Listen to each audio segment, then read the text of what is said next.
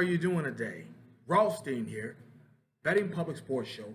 I'm your beloved host, Fame Rothstein, aka Michael Snackson, aka Bay O Wolf, aka Malcolm Excellence, aka Hacksaw Jim Thuggin.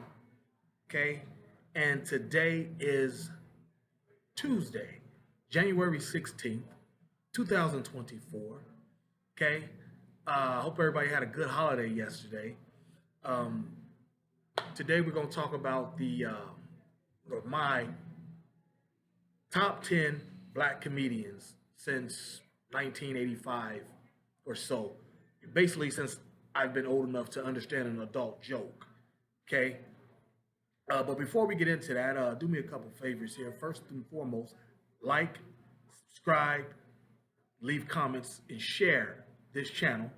Okay, because we do some sports betting stuff on here as well. It's pretty much taking over the country. But make sure you like, subscribe, share, and leave comments on this channel. And secondly, I'm on X. You know, used to be called Twitter. I'm on X at Biggie Rothstein, BIGGIEROTHSTEIN. Okay, there it is right there on the screen. Rothstein. Like I said, we do sports betting. Okay, but yeah, I don't want to hold you up too long. Going to do the top 10 black comedians since probably about 1985, 86. Like I said, since I have been able to understand an adult joke, or at least an older joke. And obviously, this comes from, a couple weeks ago we saw where Cat Williams went scorched earth on the Club Shay Shay show. Shout out Shannon Sharp, great show. He went scorched earth on him and just dissed everybody. Okay, from Cedric the Entertainer, who else? Steve Harvey, Ricky Smiley. I mean, he lit up a lot of people. Diddy, even though he's not a comedian, but he lit up a lot of comedians. And that got me thinking, like, who would be my top 10? Obviously, I want to see yours, listed in the comments. It's just an opinion. You don't have to like it. Just put it in the opinion in the comments. Let me know what you think of. Well, I don't care what you think of my list. Tell me what your list would be. Who you would have in the top 3, top 5, or whatever, or in 1, or whatever. Because I'm gonna give you 10. Okay. And trying to think here. So yeah, like I said, since 1985, 86 is when I've been able to understand an adult joke. So I'm gonna tell you up front, you won't see Bill Cosby on here. Okay. You won't see Richard Pryor on here. I know, Bill Cosby, he wasn't really on the total comedy scene by the time I got to that around 85, 86, even though he had that incredible sitcom, arguably the best sitcom ever, The Cosby Show, probably one of the top 10 shows ever, any genre, drama or sitcom, and so yeah, and Richard Pryor had been, kind of out the game, even though he had a few movies. After a while, let's see, he was in Superman 3, Brewster's Millions. I did like that. JoJo Dancer, Your Life is Called. I think that was like his biopic or something like that. And yeah, you just, but he was like kind of done with stand up and all that type of thing. I mean, I think, what was that? One of them live on Sunset Strip. One of them. I mean, just Richard Pryor just seems to be a generation before me. Bill Cosby, probably a generation or two before my time. So I kept them out. Okay. So without further ado, let me give you let me tell you who else. Well, you're gonna see who's not gonna be on here.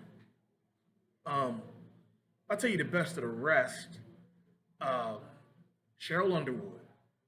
She just missed it. I love Cheryl Underwood when she was raunchy. She's on what's that, The Talk or whatever, that TV show on CBS, I think. she's still funny. I used to talk to her on Twitter. She just said like, different audience, different. I can't. She's basically just said like I can't, be like that. On Def Jam, like I was on Def Jam and shit. In the movie, what was that? Foolish. She was in. She, basically said, it's a new audience. I can't be like that. Um. So yeah, she won't be on here. She just missed it. I'm telling you, she just missed it. Literally, just missed it. Matter of fact, I could tie her at 10, but I didn't. But yeah, she would be 11.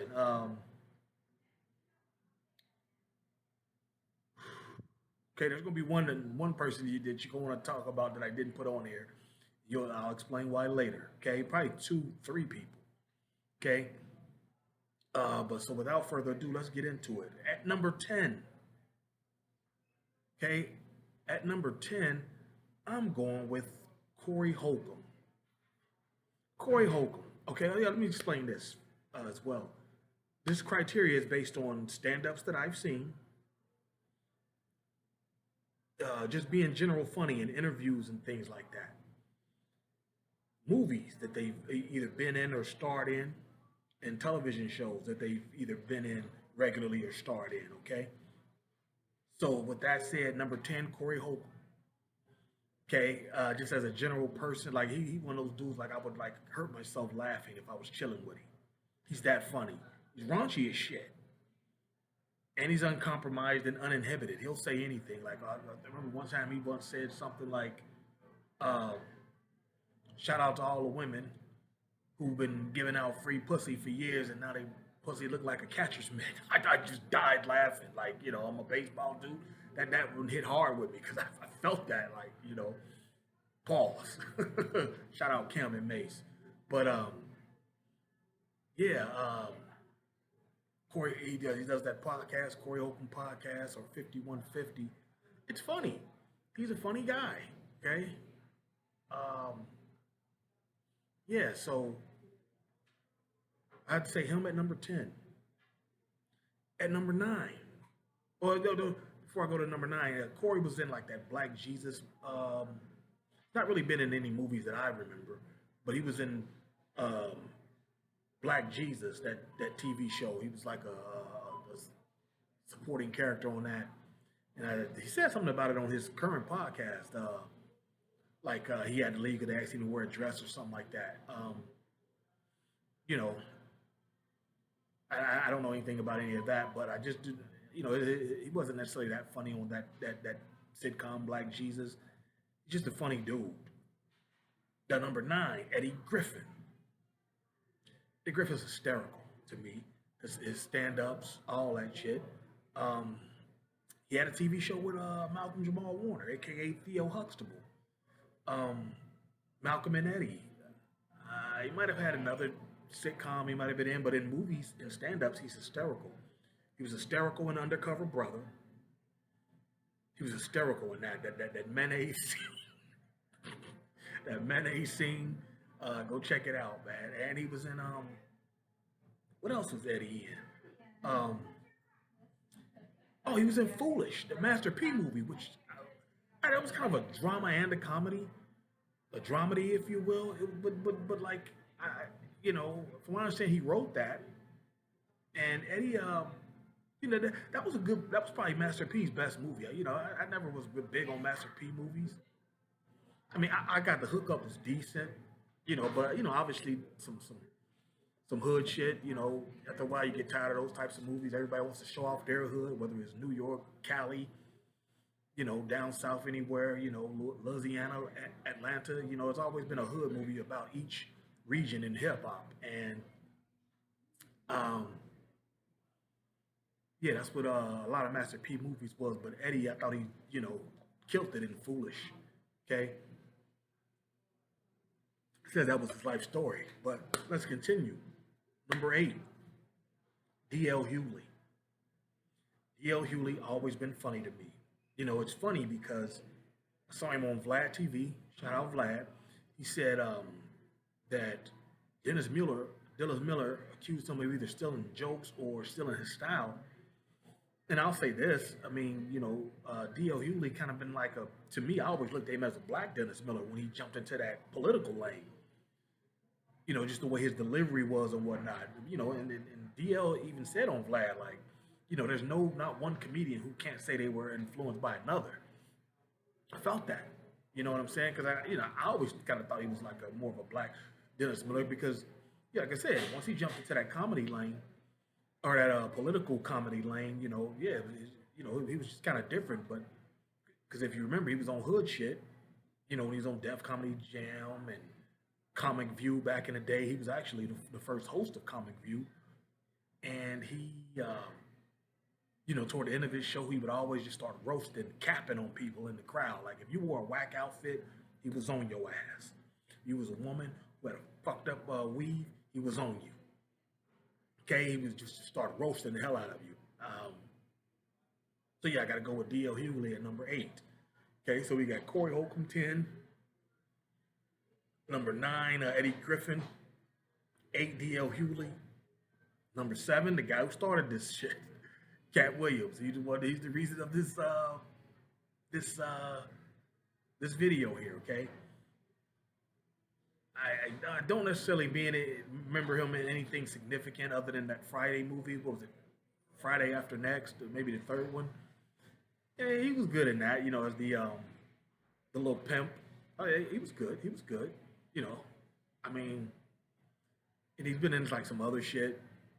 Nothing spectacular that I remember in the movies, but his stand-ups alone are just as good as anybody's of his generation, anyway. Cat Williams' stand-ups are incredible. And then in interviews, he's an incredibly funny person. Will steal the show on your ass. Ask that DJ in Atlanta, that female DJ. He just eviscerated her ass.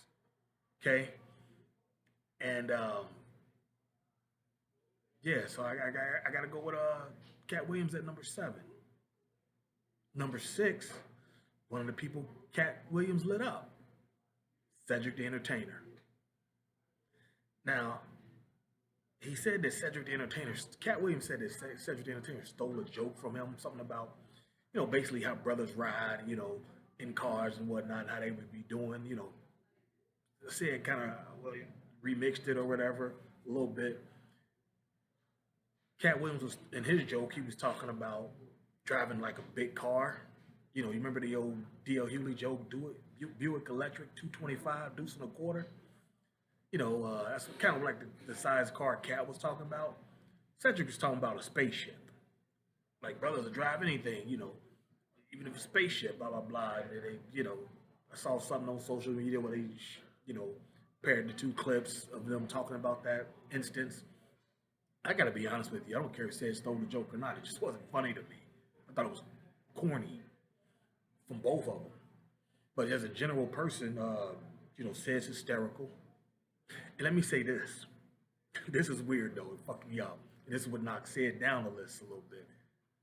They said, the joke still and shit. And I told myself, I said, as long as Cedric didn't steal the Bominicious joke, I won't care. Then within a day or two, they found out that he kind of at least recycled it. I can't say stole, but he recycled it from. He flipped it, made it his own from the TV show Designing Women. Designing Women. I'm old enough to remember that show. I didn't watch it regularly, but I do remember it. And I saw the clip. Dude did it a little different. Then Sid did it. Sid's delivery is just incredible. Like he does everything everybody does. Well, not necessarily everybody. What I mean by, because like a lot of black comedians, 3 sticks that they're gonna give you: growing up black and poor, black church, and white people, and if you will, clowning black women. Said that I never really heard him go into white people that much, but the black church shit, he's probably the best at it. I mean, just like I said, it's his delivery and timing. He did that joke about a preacher cursing in church about the crucifixion of Jesus. Gotta go find it. It's on YouTube. It's hysterical the way he delivers it and everything. And he's, like I said, he's a generally funny person. Now he's been in like some He's had like some major co-stars in movies. He was like with Vanessa Williams in Johnson Family Vacation. He was Lucy Liu in some. It might have been called The Cleaners or something like that. He was in The Honeymooners. They'd had a lot of good movies or decent movies. I ain't gonna say they were good, but he was in like some outside the hood movies. Let's just put it like that. Mainstream movies. So yeah, I got to put Cedric the Entertainer at number 6. Okay, so 10 we got Corey Holcomb, 9 Eddie Griffin, 8 D.L. Hewley, 7 Cat Williams, 6 Cedric the Entertainer. Now we're going to the top 5 for me anyway, and at 5 I got to go with Chris Rock.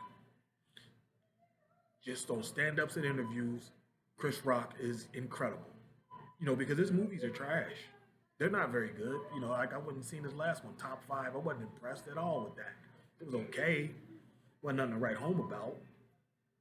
But, like Pootie Tank's decent. Um,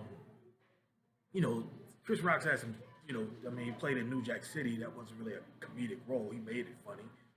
But still, um, yeah, but in interviews and his stand-up, you know, I love Chris Rock. I watch him every time. Even the recent one that he's got with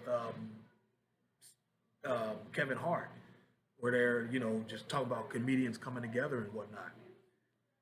Chris Rock's gonna be top 5 for me. I first saw him; he was like 19. He was on some Eddie Murphy special, where it was him, Barry Sobel, Marshall Warfield. Barry Sobel was a white comedian. He ain't really been around in years. Marshall Warfield, the black lady bailiff on Night Court, and Arsenio Hall. It was hysterical. Chris showed, you know, he showed out because Arsenio and Marshall Warfield were already established at the time. That was the first and only time I'd ever seen a Barry Sobel. May see him on the Apollo or something, but yeah, Chris showed out, with that, with them. Okay, so let's move on. Number 4, old Marty Martin. Marty Martin, yes, Martin Lawrence. You know, generally funny dude. Okay, um, when I first saw him on television, he was on What's Happening Now, a remake, a reboot of What's Happening, old 1970 show. It was like the early 90s, late 80s. He was on What's Happening Now, and then and that was on Fox. And then he gets his own show, Martin. Martin, take out the Cosby Show. Martin's the best black sitcom ever. You take out the Cosby Show, like I said, Cosby Show was just different. You had to been around, um, and the reasons why Bill made that show like he did. But Martin, you got the main cast, those people, Tashina Arnold, Tisha Campbell Martin, and Carl Anthony Payne. Rest in peace to Thomas Michael Ford. But um, Martin doing those extra characters, Dragonfly Jones, Roscoe, Shanae, Salesman Bob, what's the Black Surfer guy, all that shit. Martin was killing it on that show. It literally might be the funniest show I've ever seen. You know, no disrespect to anybody else's show, the Jeffersons, Good Times, or anything like that. But Chris or Martin clearly killed it. All right, and let's see here. Um, Sorry about that. Um, so yeah, that's number 4. Okay, number 3. The only woman to make the list. I could have gave her some company with using Cheryl Underwood, but I got to go with Monique. I don't know what Monique's real name is, Monique, whatever. To me, she's hysterical. I don't know, maybe just personally for me, because I know a lot of women like Monique. Um,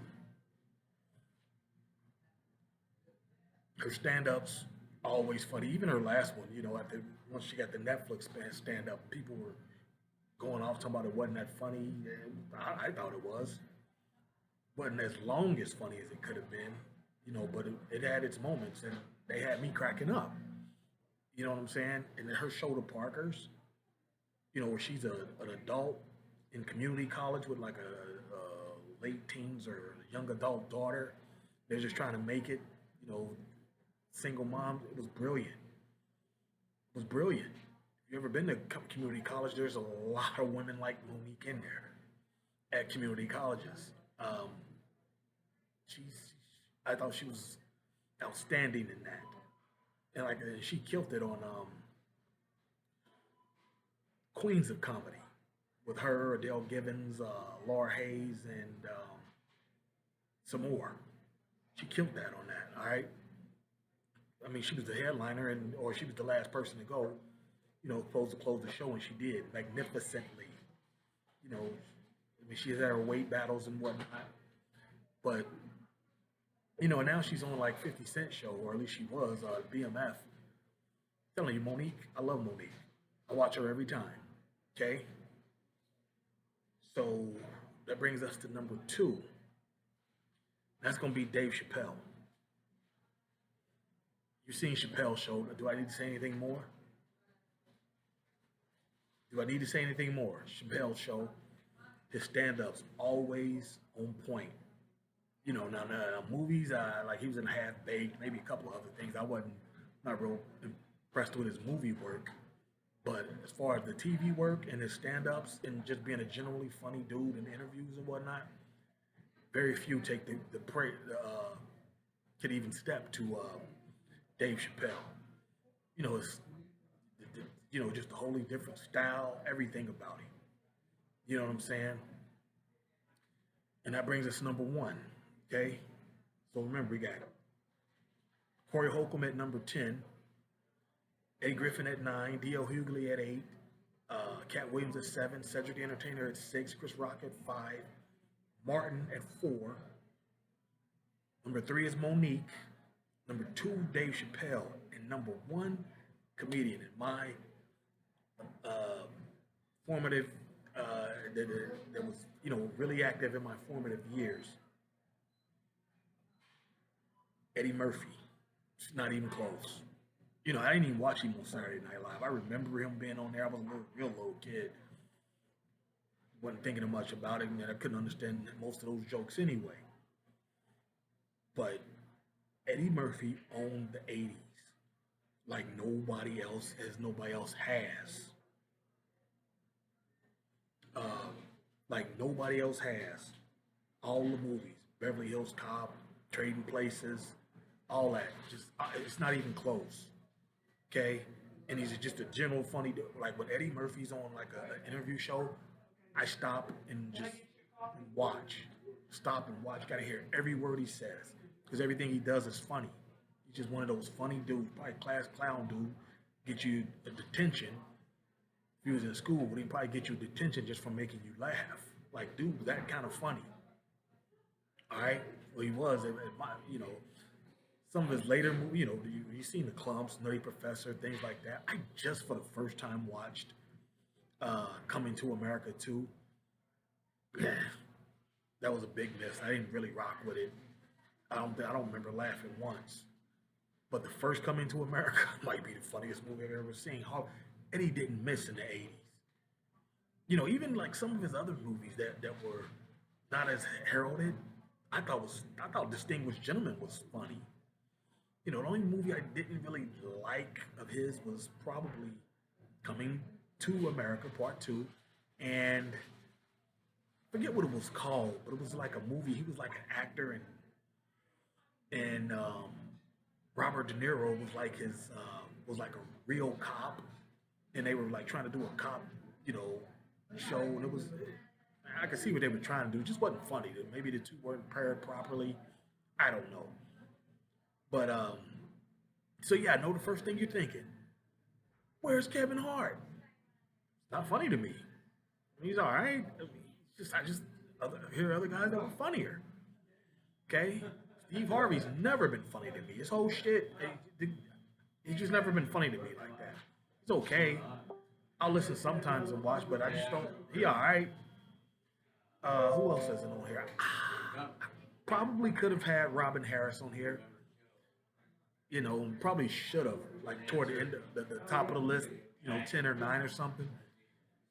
He had passed in like the 80s, early 90s. He had died, and just, his career didn't take off like it could have. But he probably should have been among the best of the rest as well, at least right there with, what's her name? Cheryl Underwood. You know, um, yeah, that's pretty much it, y'all. So I'm gonna hop off of here. Don't forget, like, subscribe, share this show, and I'll be back tomorrow with another video because I ain't like the shit Nori said about Jay Z. Just doesn't get it. All right, Nori doesn't. All right, but until then, everybody be well. Peace.